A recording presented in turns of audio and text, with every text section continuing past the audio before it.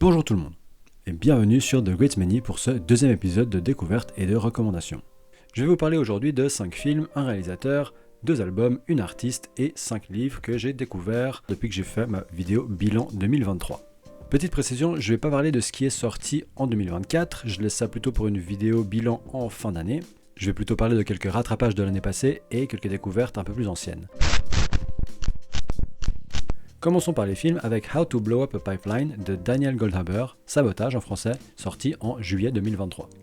Je l'avais raté à sa sortie parce que le film était diffusé dans très peu de salles et aucune près de chez moi, et même si j'avais très envie de voir le film, j'avais quand même pas envie de me taper 3 heures de route pour aller le voir. Ça s'inspire du livre du même nom écrit par Andreas Malm, qui est un essai politique, un manifeste, qui argumente sur la légitimité des modes d'action violents dans la lutte contre le réchauffement climatique, en se basant sur l'analyse des luttes sociales passées. Je précise tout de suite, je ne l'ai pas lu. Le film se passe dans le Texas et on va suivre 8 protagonistes et leur plan de faire exploser un pipeline, dans le but de faire un peu bouger les lignes dans la lutte contre le réchauffement climatique, en particulier d'atteindre les Big Oil Companies.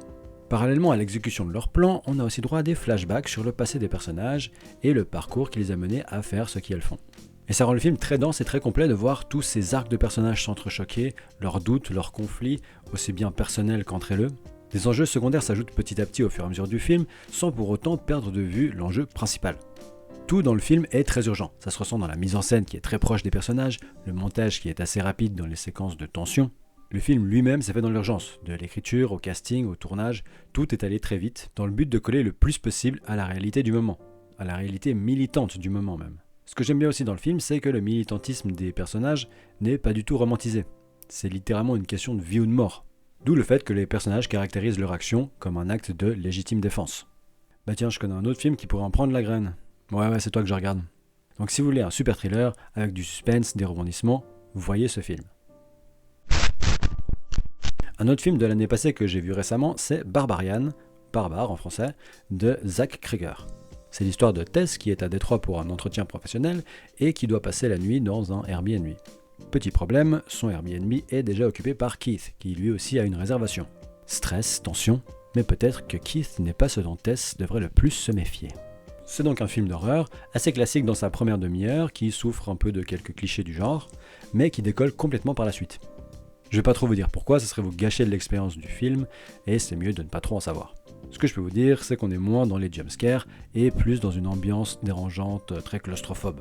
C'est assez jusqu'au boutiste dans l'exploration de son concept et dans l'horreur qui peut en découler, avec des scènes bien flippantes, anxiogènes et qui mettent bien mal à l'aise. Tout ça avec un petit propos sur les conséquences d'un mode de vie néolibéral au fil des générations. Je vais pas vous en dire plus pour ne rien vous gâcher, donc si vous voulez un bon moment de flip, foncez. Dernier petit rattrapage de l'année passée, Linda veut du poulet de Chiara Malta et Sébastien Laudenbach. Laudenbach. Je vous lis le petit résumé. Non, ce n'est pas Linda qui a pris la bague de sa mère, Paulette. Cette punition est parfaitement injuste. Et maintenant, Paulette ferait tout pour se faire pardonner, même un poulet au poivron, elle qui ne sait pas cuisiner. Mais comment trouver un poulet en jour de grève générale ?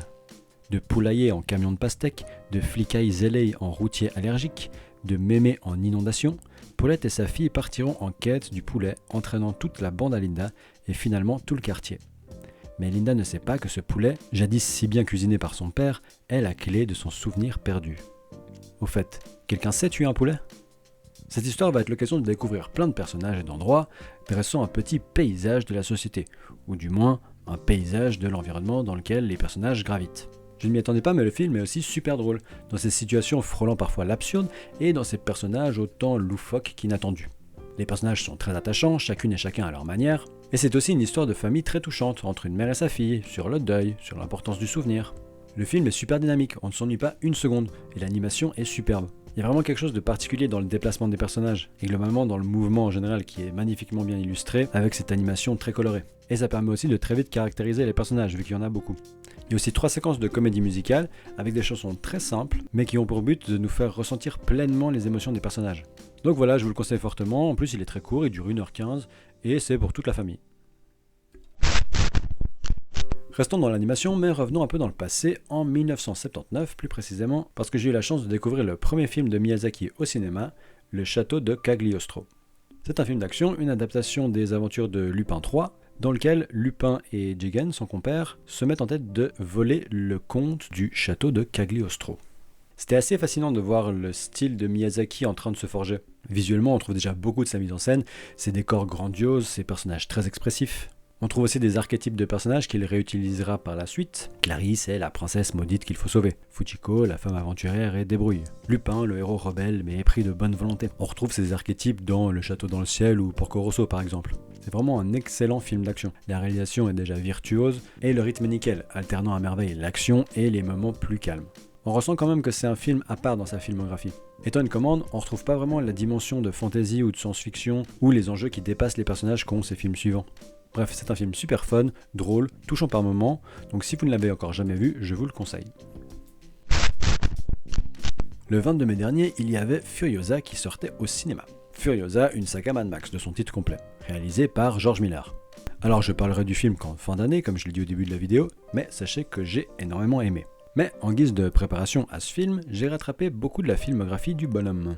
J'avais déjà vu le premier Mad Max, le premier Happy Feet, Fury Road et 3 millions à t'attendre. Les deux Babe aussi, mais j'étais petit et j'en ai pas trop de souvenirs. Donc je me suis fait les 4 films Mad Max, y compris ceux que j'avais déjà vus, Les Sorcières d'Eastwick et Lorenzo. Déjà, rien qu'en regardant sa filmographie, un mot domine. L'éthétisme. De la science-fiction, du post-apo, une comédie fantastique, un mélodrame et de l'aventure avec des animaux, en animation ou non. Malgré ça, lorsqu'on dézoome un peu, cette filmographie est parfaitement cohérente. On retrouve à travers ces films les mêmes thématiques. Notre humanité commune, où elle réside, comment on peut être amené à la perdre, comment on la retrouve. Il y a aussi tout un questionnement sur les histoires, sur les mythes, comment ils se créent, comment ils se transmettent, quel est leur rôle au sein de notre monde. Pour résumer tout ça, George Miller nous raconte plusieurs aspects d'une seule et même histoire.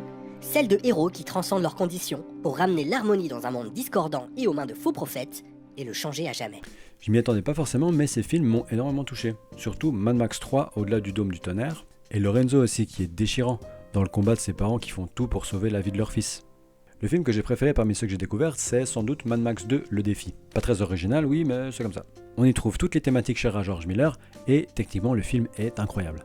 Des scènes d'action jamais vues pour l'époque, une histoire captivante du début à la fin, pour moi c'est le film qui encapsule le mieux son cinéma. Enfin, jusqu'à Fury Road. Je vous invite vraiment à vous intéresser à ce réalisateur, c'est un de mes préférés, et il n'est selon moi pas assez mentionné parmi les grands réalisateurs. Et aussi, allez voir Furiosa si vous en avez l'occasion. Dernier film dont j'ai envie de parler, Stop Making Sense de Jonathan Demme. C'est un film de concert du groupe Talking Heads qui date de 1984, mais qui a eu droit à une magnifique restauration 4K et une sortie au cinéma pour ses 40 ans. Je connaissais pas du tout le groupe avant que j'entende parler de la sortie du film aux États-Unis en septembre 2023. C'est à ce moment-là aussi que Paramore sortait une reprise d'un des titres les plus connus du groupe, Burning Down the House.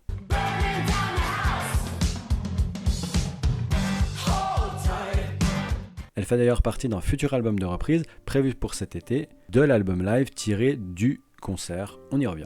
Entre temps, j'ai donc écouté Talking Heads et j'ai vraiment beaucoup aimé leur musique. C'est un mélange de new wave et de post-punk avec des éléments funk et d'art rock. Bref, le film. Première chose qui me frappe, c'est qu'au début du concert, la scène est vide. Le chanteur du groupe arrive pour la première chanson, il est rejoint par la bassiste pour la deuxième, et les membres du groupe arrivent une chanson après l'autre. On voit les techniciens amener les instruments. Et toute cette accumulation crée un crescendo hyper jouissif jusqu'à un peu plus d'un tiers du concert avec la chanson Life During Wartime.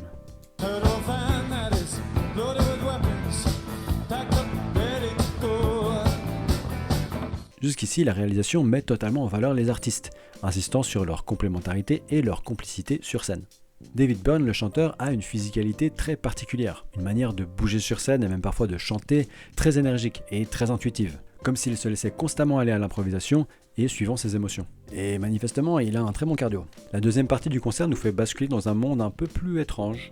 L'incarnation de Byrne, l'ambiance des chansons, la mise en scène du concert et le style de réalisation se complètent pour former une expérience cohérente et immersive dans l'univers du groupe.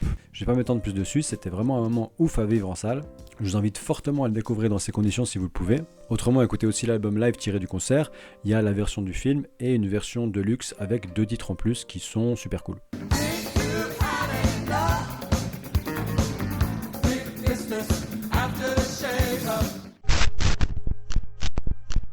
Bon, je viens d'en parler, je vais pas revenir dessus. L'album Stop Making Sense, édition deluxe de Talking Heads. Un autre album que j'écoute beaucoup en ce moment, c'est My 21st Century Blues de Ray, sorti en février 2023. J'ai commencé à écouter cet album parce que je vais bientôt voir Janelle Monáe en concert et Ray est en première partie. Et en vrai, si vous écoutez Janelle Monáe, je pense que vous pouvez beaucoup aimer cet artiste. Elle était quasi inconnue du grand public avant la sortie de cet album, malgré un début de carrière en 2014, principalement parce que son label ne croyait pas au potentiel d'un album solo. Elle écrivait pour des artistes comme Charli XCX, John Legend, Rihanna ou Beyoncé. Elle a aussi collaboré avec des DJ comme David Guetta et Martin Solveig, et elle finit par changer de label en 2021. Elle explose un peu en 2022 avec son single Escapism, qui était très populaire sur TikTok.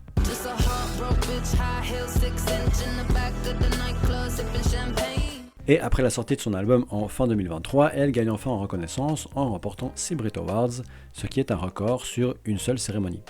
L'album donc, magnifique mélange de R&B, de soul, de neo-soul, de blues, de jazz, même de house, de hip-hop. C'est un album très introspectif qui va parler de relations amoureuses, d'insécurité, d'addiction, de misogynie, d'agression sexuelle. Tous ces sujets servant de porte d'entrée vers la personne derrière l'artiste. L'album commence d'ailleurs par une introduction de Ray par un narrateur externe, vraisemblablement dans une sorte de jazz bar, et il se termine par les remerciements de l'artiste. C'est un album hyper dense avec beaucoup d'influences de styles différents. On ne sait jamais ce qui vient d'une chanson à l'autre, et même au sein d'un morceau, il y a souvent des éléments qui viennent en changer la dynamique.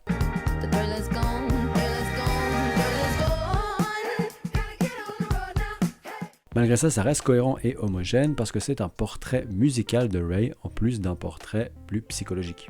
Voilà, donc si vous écoutez des artistes comme Janelle Monáe, je l'ai dit, mais aussi Amy Winehouse, Lauryn Hill ou The Weeknd, écoutez cet album. Ray a aussi cité Nina Simone, Ella Fitzgerald, Lady Gaga ou encore Alicia Keys comme influence. Si vous voulez un petit aperçu de son style, elle vient aussi de sortir un nouveau single, Genesis.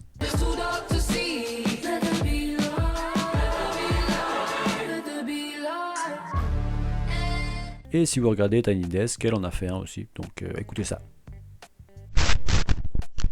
Je mentionne aussi une autre artiste que j'écoute beaucoup en ce moment, Backwash, que j'ai découvert pour la première fois sur le dernier album de Algiers.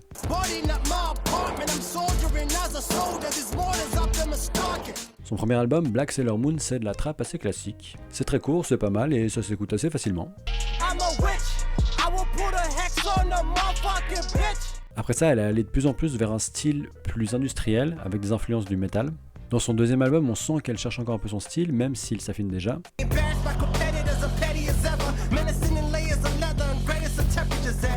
Et dans les trois suivants, c'est beaucoup plus abouti, son style est très bien maîtrisé et c'est trop cool. C'est à chaque fois des albums assez courts, ce qui est pas plus mal puisque c'est des écoutes assez intenses et très homogènes. C'est une artiste qui utilise beaucoup de samples dans ses prods et d'univers totalement différents. Ça va de Britney Spears à Black Sabbath en passant par Mozart, sans pour autant nuire à la cohérence esthétique. Elle a récemment sorti un single, Wake Up, qui est super cool et qui encapsule très bien son style et ses influences. Je vous mets ici 5 sons parmi ceux que j'écoute le plus.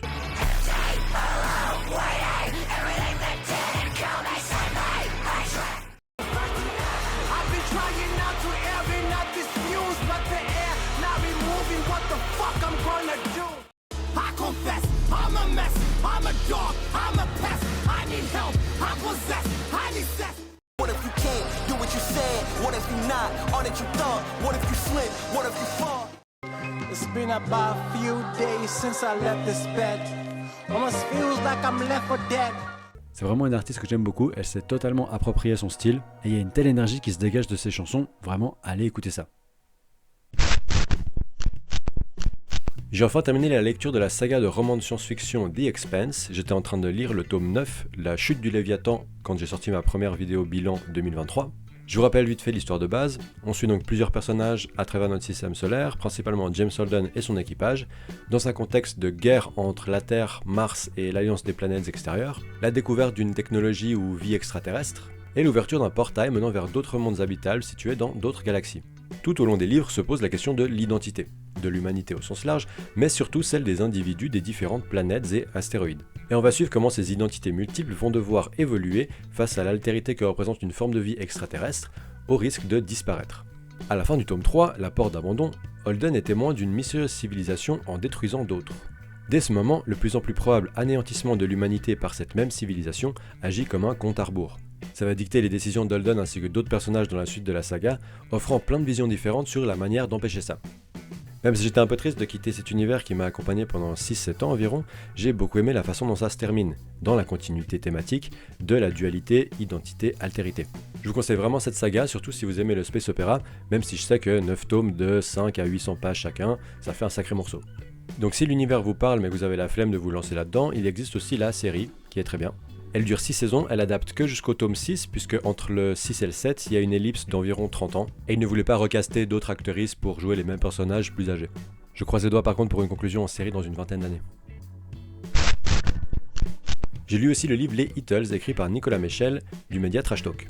C'est un livre qui m'a été offert par mon frère, que je remercie encore. Ça revient sur l'équipe de basket du Miami Heat pendant la période 2010-2014, dans l'ère du Big Three, avec LeBron James, Dwayne Wade et Chris Bosh. Je suis fan de basket et mon équipe favorite c'est Miami. J'ai commencé à suivre la NBA en 2008 environ et mon joueur préféré ça a direct été Dwayne Wade. Donc ouais, ça m'a fait super plaisir de me replonger dans cette période, j'ai tellement de souvenirs liés à cette équipe, d'en parler avec mon frère ou avec mes coéquipiers le lendemain des matchs, de regarder les highlights, les top 10, de parfois se lever au milieu de la nuit pour regarder les matchs en direct, ou l'excitation indescriptible ressentie lors du shoot de Ray Allen en finale 2013. Vécu en live, j'étais comme un fou. Le livre revient donc sur la signature de James, Wade et Bosh, le déroulé des 4 saisons qu'ils ont passées ensemble, les épopées en play-off et les 2 titres, la haine que cette équipe a suscité vis-à-vis de sa construction mais de son arrogance aussi. Le livre dresse aussi des portraits de joueurs, de James, Wade et Bosh évidemment, mais aussi les autres membres importants de l'équipe comme Shem Battier, Ray Allen, Udonis Haslem, Mario Chalmers, Mike Miller, le general manager Pat Riley et le coach Eric Spoelstra. Ça revient aussi sur la fin de cet âge d'or à Miami, la décision de LeBron James de retourner à Cleveland, on a aussi une perspective de l'avenir pour Miami et ce que chacun de ses joueurs sont devenus. Si vous suiviez la NBA à ce moment-là, vous connaissez certainement l'histoire dans les grandes lignes, mais Nicolas Michel a vraiment fait un boulot incroyable de recherche d'informations sur les détails des événements et derrière c'est super bien retranscrit dans l'écriture. Par exemple sur l'émission de LeBron James lorsqu'il annonce en direct à la télévision nationale sa décision de rejoindre Miami à l'été 2010, il y a tellement de détails sur les coulisses de cette émission, sa mise en place, qui est derrière tout ça et tout. Sur le déroulé de certains matchs ou certaines séries de playoffs aussi, c'est super bien raconté. J'ai beau connaître par cœur ce qui va se passer, j'étais quand même à fond dedans. Donc je vous conseille vraiment ce livre, surtout si vous êtes fan de Miami évidemment, mais fan de basket et de sport en général. Parce que c'est aussi une manière de se replonger dans une NBA qui n'est plus tout à fait la même, que ce soit dans son jeu ou pour l'importance de la free agency pour les stars. La sortie des 2 films Dune de Denis Villeneuve, c'était l'occasion pour moi de découvrir l'œuvre de Frank Herbert. J'ai juste lu le premier tome pour l'instant, c'est ce qui correspond à ce que les films de Villeneuve et celui de Lynch adaptent. J'imagine que vous avez vu les films récents, du coup je vais pas revenir sur l'histoire en elle-même. J'ai vraiment beaucoup aimé le livre, et comme je connaissais déjà l'univers via les films, c'était pas si difficile de s'y plonger. J'ai trouvé cool qu'on sache plus de choses au début du récit comparé au film de Villeneuve. Qui est le traître parmi les Atreides, les machinations des Harkonnen et de l'Empereur, la généalogie de Jessica et de Paul. Globalement, il y a énormément de détails sur les stratégies politiques, sur les personnages secondaires, sur le fonctionnement de la société Fremen, tout le côté spirituel et prescient de l'épice, que ce soit pour Paul ou pour le peuple Fremen. Le rapport qu'a Paul à l'épice est beaucoup plus intéressant dans le livre. Après, c'est un peu normal, c'est l'œuvre originale et les films doivent faire des choix d'adaptation. Le concept de ligne de temps, d'embouchure ou de nexus du temps, sa perception de la temporalité, de la possibilité de la guerre sainte qui est ensuite motrice de ce qu'il fait par la suite. J'avais beaucoup entendu avant de lire les livres que Frank Herbert avait écrit cette saga comme une sorte d'avertissement vis-à-vis d'une figure messianique ou prophétique qu'on suivrait aveuglément, via le personnage de Paul qui commence en héros libérateur mais qui termine en chef de guerre sanguinaire et qui va voir et envoyer des milliards de personnes mourir en son nom.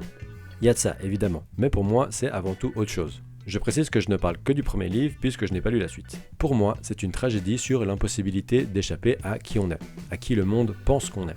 Paul, selon moi, ne ment pas quand il dit que son but est d'empêcher la guerre. C'est juste que tout dans sa vie l'y pousse, y compris certains de ses choix, je vais pas le dédouaner non plus. Le fait qu'il soit l'héritier des Atreides et qu'il veuille se venger, qu'il revendique son titre de duc d'Arrakis, qu'il ait été élevé dans cette optique, ou que tout le monde le prenne pour le Lisan al-Gaïb, ou quel qu'en soit le nom qu'on donne au Messie. Le fait qu'il soit de descendance Harkonnen, tout dans sa vie, qu'il ait du contrôle dessus ou non, l'a poussé vers cette guerre sainte. Et donc, il sera bien un chef de guerre sanguinaire. Je vais lire au moins le 2e tome, le Messie de Dune, donc j'en reparlerai certainement à l'avenir. Autre lecture que j'ai envie de partager, Spiral de Junji Ito, manga d'horreur sorti entre 1998 et 2000. Je vous lis le résumé, c'est plus simple, il est assez court. De prime abord, Kuruzu ressemble à une banale petite ville de campagne. Mais au-delà des apparences moroses, existe un mal profond, terrible et indicible qui plane au-dessus des habitants. Une pression hypnotique, un malaise poisseux qui corrompt les cœurs, les âmes et les esprits de victimes impuissantes. Donc on va découvrir cette ville à travers Kirie Goshima, une habitante de la ville, et on va prendre conscience petit à petit de ce mal qui ronge les habitantes et les habitants, la ville elle-même, et qui se manifeste sous la forme d'une spirale. C'est le manga le plus connu de Junji Ito, je pense, et lui fait partie des plus grands auteuristes du genre de l'horreur. Et je parle d'en général, pas seulement dans le manga. On retrouve pas mal l'influence de Lovecraft dans son univers, avec cette ambiance très pesante, cette horreur très étrange qu'on a du mal à appréhender, cette sensation de prison tant dans la spatialité de l'histoire que dans la psyché des personnages. Une fois que le mal les touche, peu arrivent à s'en échapper. D'ailleurs, si ça vous intéresse, plusieurs œuvres majeures de Lovecraft ont été adaptées en manga par Gu Tanabe et c'est génial. J'ai ici le coffret des Montagnes hallucinées, tomes 1 et 2, magnifique, et un autre coffret avec Dans l'abîme du temps et La couleur tombée du ciel. Dans Spiral, il y a vraiment des illustrations perturbantes et qui font froid dans le dos. Genre ça là. Ça va ? Et ce qui surprend, c'est pas le moment où l'horreur surgit, ça on le sait, ou on le devine la plupart du temps, mais c'est la manière dont elle surgit, toujours différente selon les personnages qui sont touchés, mais toujours thématiquement cohérent. Le mal, cette spirale, se manifeste lorsque les désirs ou les passions des personnages se transforment en obsessions maladives, qui ensuite les rongent de l'intérieur, les mènent à leur perte, et menacent d'entraîner les autres, et même toute la ville, dans leur chute. Dans cette magnifique édition intégrale éditée en 2021, on trouve à la fin un essai de Masaru Sato, écrivain et ancien diplomate japonais, proposant une interprétation du manga, avec laquelle je suis pas mal d'accord, tout en faisant le lien avec la société japonaise contemporaine et certaines de ses spécificités, l'essai étant écrit en 2010. Je vais pas développer sur ce qu'il dit, c'est beaucoup mieux de lire le manga d'abord et si vous êtes intéressé, l'essai ensuite. Donc, allez-y. D'un livre que j'ai envie de partager et que j'ai terminé tout récemment, Un pays de fantômes de Margaret Killjoy, publié en 2014. Dimos Horaski est un journaliste en disgrâce travaillant pour la Gazette de la Borolie, empire qui a tourné son regard et son armée vers les territoires libres des montagnes voisines. Envoyé sur le front, il est chargé d'écrire un portrait flatteur d'un général en vue à des fins de propagande. Rapidement capturé lors d'un guet-apens par les ennemis de l'Empire borolien, il est emmené au cœur des Séracs. Passant de fermes en villages et de groupes de miliciens à d'autres, le reporter découvre l'horreur des guerres expansionnistes de son pays et le courage des peuples entrés en résistance. Face à la détermination de ces individus réunis sous la même bannière, celle de la liberté et de l'indépendance, ses convictions vacillent.